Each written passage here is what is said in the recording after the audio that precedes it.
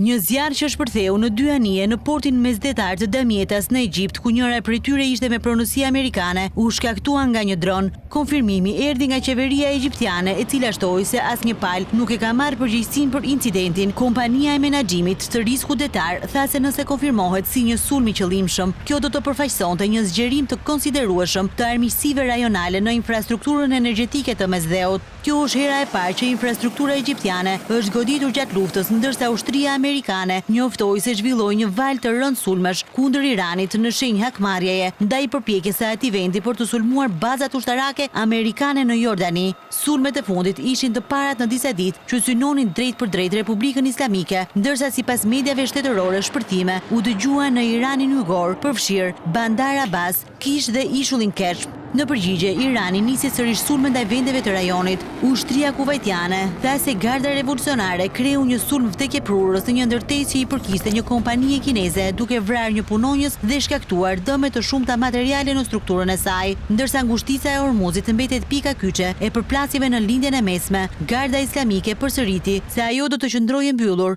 Agresori do të ndëshkohet, tha ushtria. Përshkallëzimi vjen pas deklaratave të mëparshme të presidentit Trump, i cili tha se është rradha e Shteteve të Bashkuara të godasin Iranin.